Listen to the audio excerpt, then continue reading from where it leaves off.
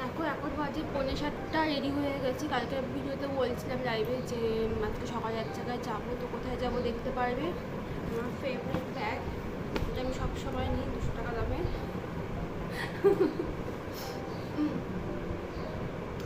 দুষ্টুকে নিচ্ছি না কারণ গরমের মধ্যেও পারবে না সারাদিনের জার্নি।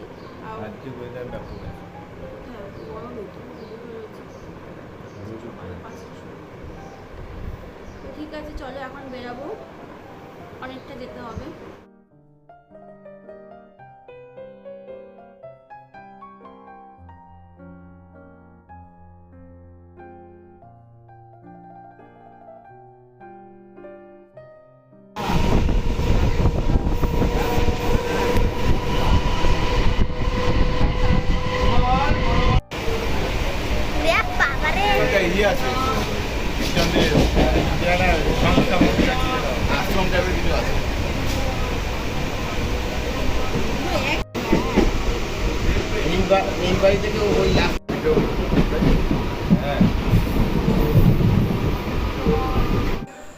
তো দেখো দমদম থেকে প্রায় 40 মিনিটের ট্রেন জার্নি করে আমরা পৌঁছে গেছি নৈহাটি। অনেক দিনের আমার আসার ইচ্ছে ছিল, কোনো না কোনো কারণবশত ঠিক ক্যান্সেল হয়েই যাচ্ছিল। তো আজকে শেষে পর্যন্ত আমরা কিন্তু এসে পৌঁছেছি, আর আমরা যাচ্ছি নৈহাটির বিখ্যাত বড় মার কাছে। ওর নাম দিয়া, ও আমাকে খুব ভালোবাসে আর খুব পছন্দ করে, আর একটু পরপরই বলবে যে তুমি এত ভালো কেন। তো ওকে আমার ভীষণ ভালো লাগে। তো যাই হোক, তো চলো দেখো একটুখানি হাঁটতে হবে, বেশিক্ষণ না, 5 মিনিটের মতো। আর রাস্তার দুধারে কিন্তু এরকম সব মানে পুজোর সামগ্রী নিয়ে বসে আছে। তোমরা এখান থেকে পুজো দেওয়ার সব ডালা কিনতে পারবে, 51 থেকে শুরু। তো দেখো আমরা কিন্তু একটুখানি মানে 5-7 মিনিটে হেঁটেই কিন্তু পৌঁছে গেছি।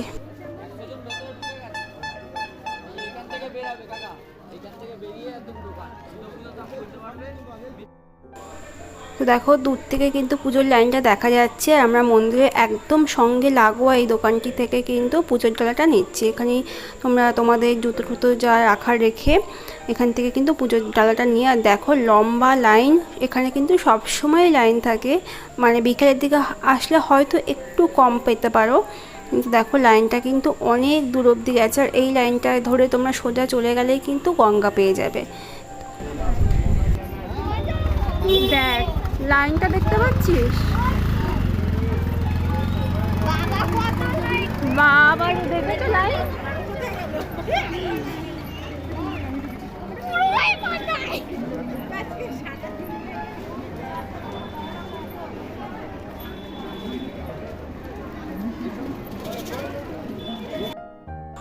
তো দেখো লাইন তো কিছুতেই শেষ হতে যাচ্ছে না।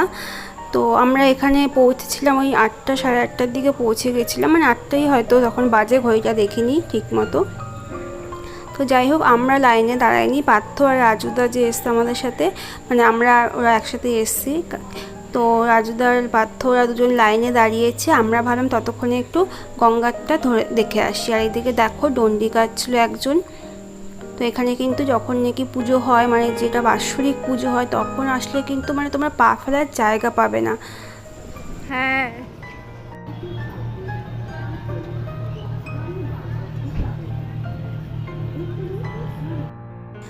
ভাবতেই কেমন লাগে না যে এই ঘাটে, এই এখন যে এই ঘাটটা ফাঁকাই মোটামুটি দেখতে পাচ্ছি, এই ঘাটে এই বাৎসরিক পুজো যখন হয় মায়ের, মানে আমাদের যেটা কালী পুজো হয়ে থাকে, তখন কিন্তু লক্ষ লক্ষ লোক এই ঘাটে উপস্থিত থাকে। আর এই ঘাটেই মায়ের বিসর্জন হয়। যদি মা চায় তবে সেই সময় একবার নিশ্চয়ই আসবো।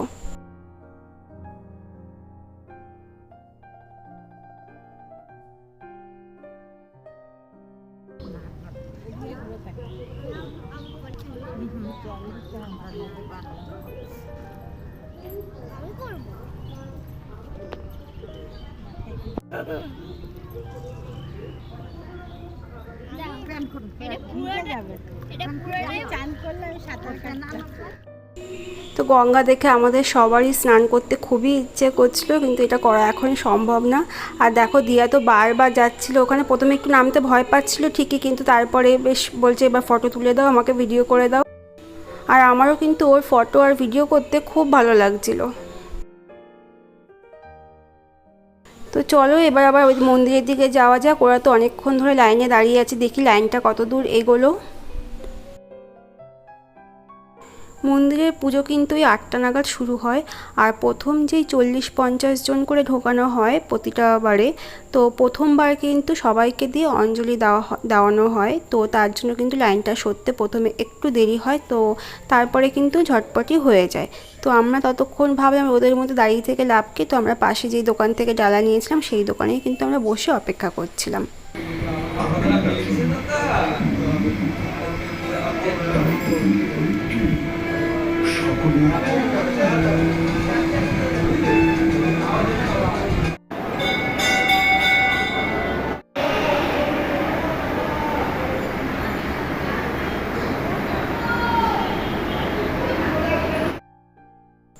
মন্দিরের ভেতরে প্রবেশ করে দেখতে পারলাম যে মায়ের মূর্তির পাশে কিন্তু এরকম আরেকটি রাধাকৃষ্ণের মূর্তিও আছে।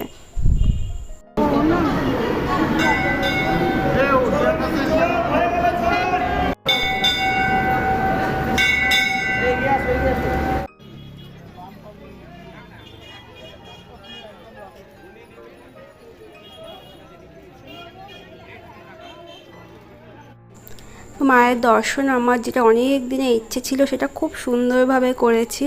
আর বেরিয়ে দেখো রাজুদা এখানে মায়ের কিছু ফটো দেখছিল, যেটা রাজুদা পরে কিনে নিয়েছে। আর দেখো আমরা ফেরার পথে লাইনটা যেন আরও বেড়ে গেছে। তো আমরা টোটোতে করে উঠে গেছি, ভাবলাম এই গরমের মধ্যেও, তার আগে পুজো টুজো দিয়ে কিন্তু আমাদের খিদে পেয়ে গেছিলো।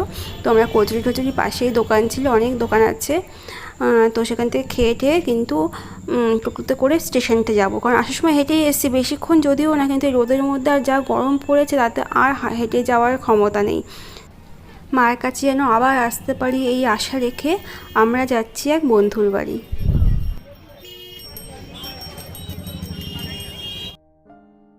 পার্থকে দেখে মনে হচ্ছে সামনেই তো জামাই ষষ্ঠী, ও মনে হয় ষষ্ঠী করতেই যাচ্ছে।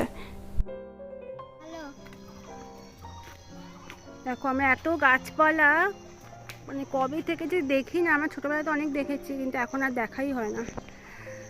পুরো গাছে ভর্তি। হ্যাঁ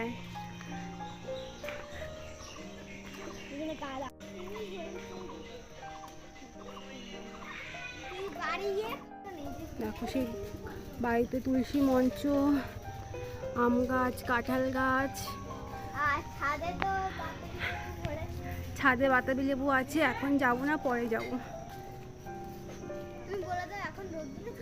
ও আমাকে বলছে এখন রোদ আছে তো তার জন্য যাবো না। তো এটা আমাদের একটা বান্ধবীর বাড়ি, বান্ধবী বলতে আমার মানে বরের বন্ধু শ্বশুর বাড়ি। তো সেখানে আমরা এসেছি বড় মার পুজো দিয়ে তারপরে এসেছি। তো দেখো কাকিমা এখানে পুজো দিচ্ছে রান্নাবান্না শেষ করে।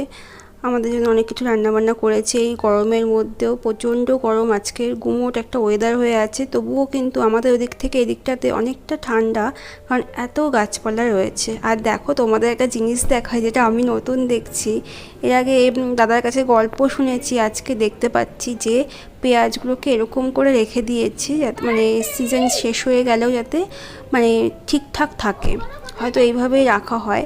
আর একটা জিনিস দেখাবো তোমাদের, দেখো পুরো গাছ ভর্তি বাতাবি লেবুতে ভরা, মানে খেয়ে শেষ করতে পারবে না। মানে আমাদের বাড়িতে, আমার দিদা বাড়িতেও, মানে দিদা বাড়ি বলতে মামা বাড়ি, তো সেখানেও কিন্তু একটা বাতাবি লেবু গাছ ছিল, কিন্তু এত হতো না। আজকে এত দেখে না আমার এত ভালো লাগছে, আর মানে আমার ছেলেকে নিয়ে আসতে পারলে খুব ভালো হতো, কিন্তু এই গরমের জন্য কিন্তু আনিনি। তো এদিকে দুপুরবেলা আমরা দেখো খেতে বসে পড়েছি, নিচে বসতে দেওয়া যেরকম মানে গ্রামের বাড়িতে যেরকম হয়, মানে এখানে না অত গোছানো গাছানো ব্যাপারটা বা অত দেখানো ব্যাপারটা, যেটা বলতে মানে দেখানো ব্যাপারটা সব ব্যাপারটা থাকে না, কিন্তু আন্তরিকতা কিন্তু অনেক থাকে।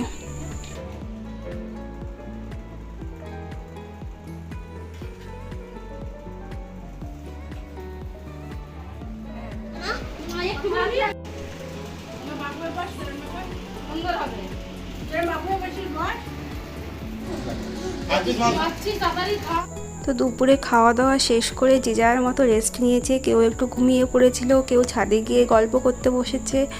হ্যাঁ, তো এখন আবার যাওয়ার সময় হয়ে গেছে। দেখো তো সবাই আবার রেডি হয়ে নিচ্ছি। আর কথায় কথায় কাকিমা বলছিল যে কাকিমাদের তো প্রচুর কাঁঠাল হয়েছে, তো কাঁঠাল নিয়ে যাওয়ার জন্য। তো কাঁঠাল আমাদের বাড়ি বিশেষ কিছু খায় না, তো হঠাৎ করে পার্থ বলে বসলো যে কাঁঠালের দানা নাকি ও খুব মানে নাকি না, ও সত্যি কাঁঠালের দানা খুব ভালো খায়। তো কাকিমা আবার দেখো সেই কাঁঠালের দানা ছিল, সেগুলোই কিন্তু পার্থকে আবার প্যাকেট করে দিয়ে দিচ্ছে। এই হচ্ছে মানে গ্রামের ভালোবাসা, আন্তরিকতা। আর যাওয়ার সময় আরেকটা বাড়িতে দেখো এত কাঁঠাল হয়েছে, দেখে তো মানে চক্ষু ছানা ভরা যাকে বলে, মানে গাছের গোড়া থেকে নিয়ে মাথা অবধি পুরো কাঁঠাল। আর চারিদিকের দৃশ্যটা এত সুন্দর, প্রতিটা বাড়িতে এত এত বড় বড় গাছ। তো খুবই ভালো লাগছিল। আর তোমাদের ভিডিওটা কেমন লাগলো তোমরা জানিও। আর যারা নতুন দেখছো তারা লাইক, কমেন্ট, অ্যাড, সাবস্ক্রাইব করে দিও। তোমাদের সঙ্গে দেখা হচ্ছে অন্য কোনো ভিডিওতে। আজকের মতো ব্লগটা এখানেই শেষ করছি। যদি পারো বড় মার দর্শন অবশ্যই করে যেও। আর বড় মা তোমাদের সবাইকে খুব ভালো রাখুক, সুস্থ রাখুক।